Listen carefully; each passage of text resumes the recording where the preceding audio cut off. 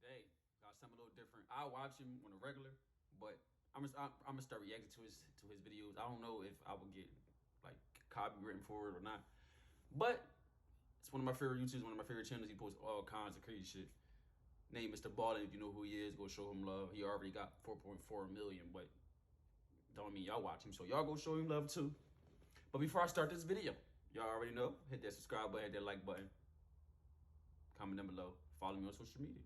Like I said before, Tuesdays and Thursdays is days I post regular stuff. I won't be doing drill stuff on Tuesdays and Thursdays because I'm just not like, so I can do other shit.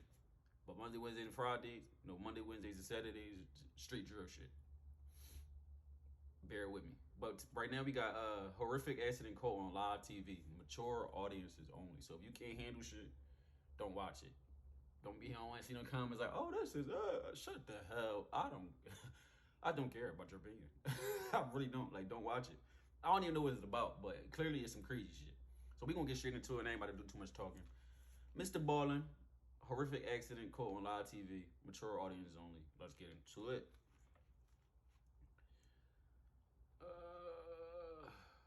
Yeah.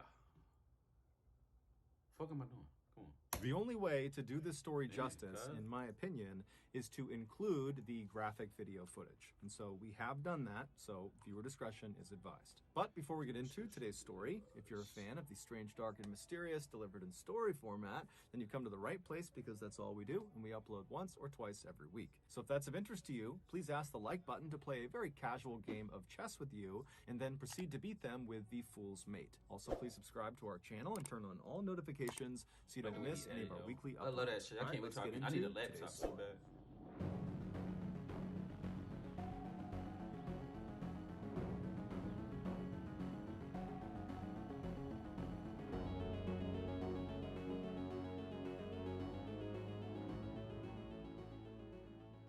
On January 27th, 1908, a 34-year-old handcuffed man walked out from behind the curtain to a cheering crowd inside of a theater in St. Louis, Missouri. This was going to be this man's first ever live performance, but he did not seem nervous. Next to this man on stage was this comically oversized milk can that was filled to the brim with water. Once the audience had stopped clapping and had calmed down and taken their seats, this man on stage turned to face this milk can and then climbed up this small ladder and then lowered himself feet first into this can, and as he did, his body displaced water from the can, causing it to spill over onto the stage. And then once almost all of his lower half was submerged in water and the audience could only see his face, this man looked over at his assistants in the wings of this theater and kind of gestured to them that he was ready to start. And so the assistants come running out into the middle of the stage and they immediately close the lid of this milk can over this guy, pushing his head down into the water. First off, I'm gonna say this again. This stuff y'all don't know about me, but like the ocean, just don't get me wrong. The shit beautiful, but I do not like big bodies of water. I just don't. That shit's scary, bro. Like that's like my only fear. Like big ass bodies of water being stranded. Like imagine that. Like bro, no, bro. Bro, I would lose my mind. I probably would die from being scared. Bro, I do not like that shit. Because number one, we don't know what the fuck is in there. They only discover 5% of the damn world. We don't know nothing. Everybody pretend like they know what's in there and we just going deep sea dive and just having fun. Not me. I'm not doing none of that snorkeling shit. I'm not doing none of that, bro. Because you don't know what's in there that's going to grab your ass and bite you. I'm not doing it. Or maybe go down there and go through some kind of portal. You never know. Because you don't know what's down there. You don't know what's in that shit. You don't know all the species that's in that damn water. I'm not doing it. I tap my little foots in the water. That's it, bro. I'm not. And even that, when I get too scared, I'm leaving. Like, when I start thinking about it too much, I'm getting out of there, bro. Like, I'm not.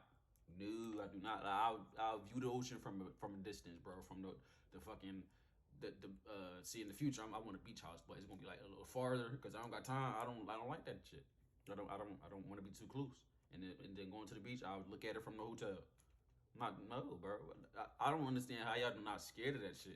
But I'm gonna get back into the video. The audience is gasping and collectively holding their breath. The assistants proceed to lock this lid with 6 different locks around the top, and then they wheeled over this cabinet that kind of collapsed around the can, so it was totally out of view of the audience. Now, for this audience, they had never seen anything like this before, and so immediately they all began murmuring and whispering to each other, wondering how this guy is going to survive what he's doing. But 2 minutes after that lid had been sealed, that 34-year-old man emerged from behind the cabinet with his hands open wide, so he wasn't handcuffed, totally unharmed. And then the cabinet was moved aside, and the audience could see the lid of this milk can was still locked. During his lifetime, nobody could ever figure out how the great magician Harry Houdini had escaped that milk can. These dangerous stunts made Harry extremely famous, and it's why we still know him today, nearly 100 years after his death. But it wasn't just magic, that he was able to successfully perform these stunts. It was his attitude while he performed these stunts that made him so notable. He really just came off as being totally fearless, that he was willing to do just about any stunt. But that wasn't actually true. There was one stunt that Harry was absolutely terrified of. Now he would... God, bro, they need to get rid of this shit, bro. I'm so tired of it. I'm gonna have to get that premium shit, bro. Cause this...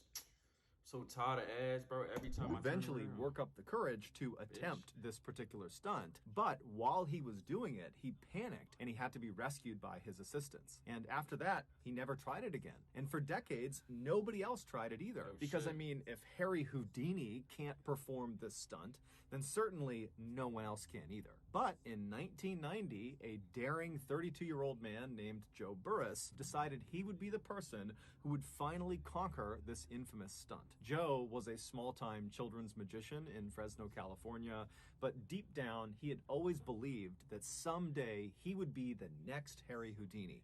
In fact, he would actually tell his family that not only would he be the next Harry Houdini, but he would be even better than Harry Houdini. And so that year, he decided it was finally time to make that dream a reality. And so he saw performing this infamous stunt as a way to make that happen. So on Halloween night of that year, so October 31st, Joe, adorned in his white tuxedo, along with his 2 young sons and his parents, they arrive at Blackbeard's Family Fun Center, which was an amusement park in Fresno, California. The family hopped out of the white limousine that Joe had arranged to bring them there, and they began walking across the parking lot to this big crowd of people.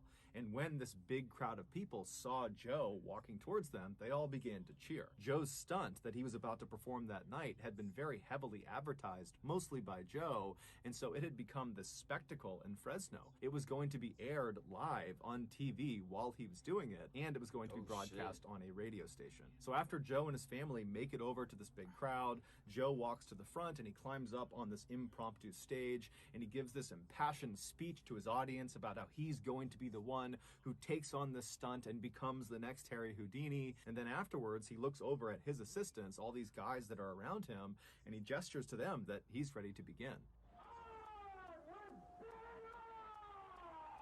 And so with all these TV cameras rolling, the assistants walk up to Joe and they begin shackling his wrists, and they put these chains around his body, and then they lifted him up and put him inside of the see-through plastic coffin. And then this coffin was lowered into the 7-foot pre-dug hole that was right nearby. Once Joe gave the signal that he was ready to go, they would fill this hole in, and the stunt that he would perform would be to escape being buried alive. Houdini had attempted this by being buried under 6 feet of dirt, and he had managed to get out of his coffin, but then he just could not get through the dirt and began to panic. And had it not been for his assistants literally reaching into the dirt and pulling him out, Houdini would have died. Joe, apparently, a year earlier, had attempted some sort of practice run of this stunt. It was not the full amount of dirt. It was some smaller amount of dirt, and he had managed to get out. And so he was really confident in himself. And so for this big televised event, he had decided to really up the ante and make sure it was clear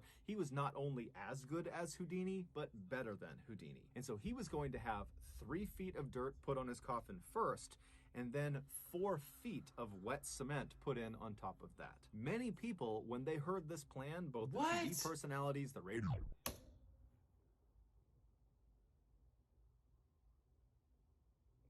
That's just completely idiotic, bro. I'm sorry, whoever ancestry that it is, that's dumb as shit. Like wet cement, that shit get. How you getting through that, bro? How, bro? Oh my god, bro. Why don't people think? Because they chasing the fame shit, trying to prove yourself shit, bro. That shit, some stuff just not worth it. Like some stuff is just not worth it, bro. Like why, bro? And then say you did get out and the wet cement got on. How was you gonna get out of that cement? You going and then it's gonna be all over your body, your face, everything on you gonna be hard. Pause. Everything on you gonna be bro. Your hair probably gonna fall the fuck, bro. What? Oh, bro, I'm just personalities, onlookers, they said this was a terrible idea and you shouldn't do it. But Joe was extremely confident and brushed them off and said, I know what I'm doing. You know, Houdini failed at this and he was only using dirt.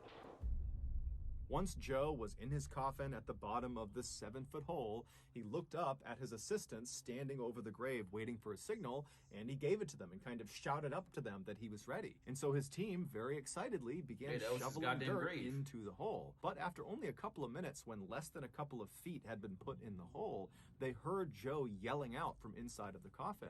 And so everything stopped, the staff jumped in, and they pulled the dirt out until they could finally get the lid of the coffin off. And they found Joe. He was alive, but he was very shaken up, and he kind of sat up and said, yeah, the chain around my neck is too tight. You got to readjust the chain. Now, all these onlookers at this event, they heard Joe say this, and they saw him, and their read on this situation was not that his neck chain was too tight, but rather, it looks like Joe might have bitten off more than he can chew. That this stunt is way more dangerous, and maybe he's realizing that, and he's looking for excuses to not do the stunt. And so the onlookers, they didn't try to egg him on to do it anyways. They started feeling apprehension too, and so everybody who was there began telling Joe, hey man, get out, don't do this now. This is a really bad idea. It's not worth it. The chain's too tight. That's a sign. Don't do it. Don't get back in. But Joe, after kind of collecting himself, told the group that he was totally fine, that it was really just the neck chain that was the only issue, and he demanded his staff put that chain back around his neck after they loosened it up, and then put him back in the coffin and fill it in. And so eventually his staff, taking cues from him, said, okay, and they got his neck chain readjusted, and they put him back in the coffin, they chained him back up again, they closed the lid, and once again he gave the signal that he was ready to start.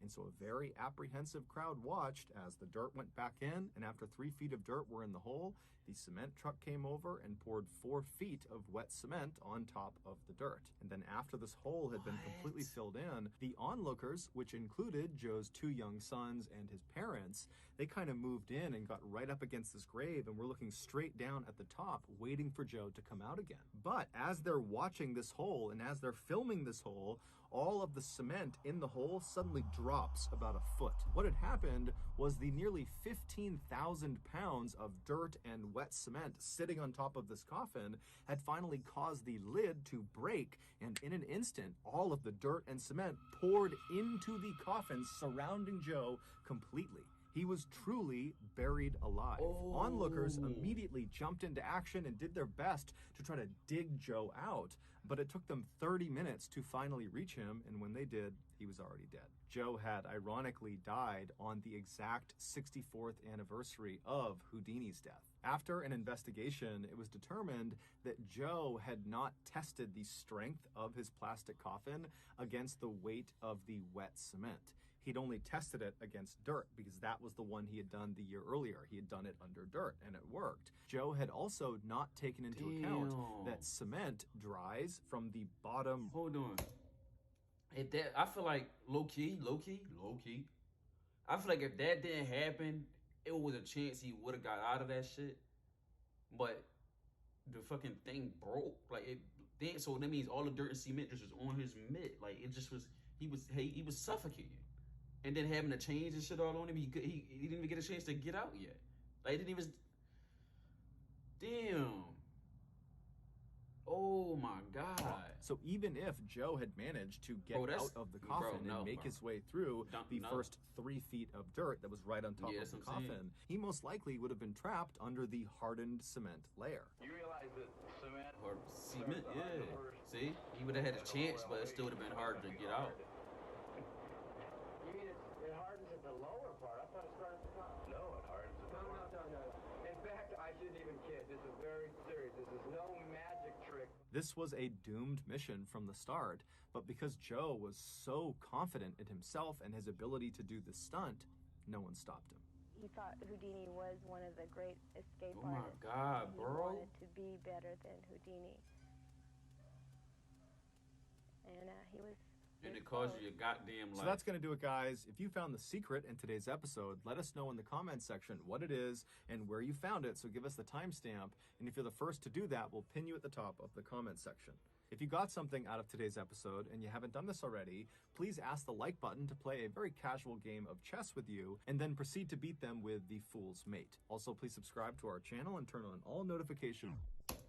That was the end of the video. Yeah, I feel like, first off, he made too many mistakes, because you didn't test out what he was so focused on being better that he missed so many key points which caused him to be killed. You didn't test the cement, you didn't test your coffin shit. And it's a plastic, why not glass? Like, even glass probably would have broke too. Like, bro, that just was dumb. Like, I feel like if he would have did it differently, if he didn't do the cement part, like, he should have just stuck with the dirt, bro. Cause the Houdini nigga didn't do the dirt. He barely could make it out the dirt. So he should have just did the dirt, bro. Like, he would have been, that would have helped you be, you know what I'm saying? But see, chasing something like, and you could tell, first off, you could tell he was uncertain when he said, "Oh, I thought it starts at the top." No, it starts at the bottom, bro. It gets hard at the bottom first, then it eventually gets to the top. Oh my God, bro, that was just so dumb. Like, I feel like that was just so dumb, bro. He literally was buried. That was his damn grave. Wow, bro. You could tell he was scared, bro. He wasn't sure. He should have just, but it was ego, his drive to try to be better than something, try to reach, I guess, his goal. And it cost you your goddamn life, dumb. Like, oh my God, bro. But rest in peace to that man. They all probably dead now. Like, him and his family, that shit was a long ago. And if they alive, they old as fuck. But I'll still send my condolences. Rest in peace to that guy. He had a drive that he was willing to die to try to beat whoever the Houdini man was. But that was the end of the video. I feel like, damn, that's kind of made me upset a little bit. Like, damn, bro, like, you really killed yourself. And you knew it was a chance that you could die. You could tell his face, he was afraid. But that was the end of the video. You already know what to do. Hit that subscribe button, hit that like button. Follow me on Instagram. Hit my Instagram, send me videos, send me all kinds. I don't care what it is. Because I'm going to be dropping shit every day. Why not? I'm out.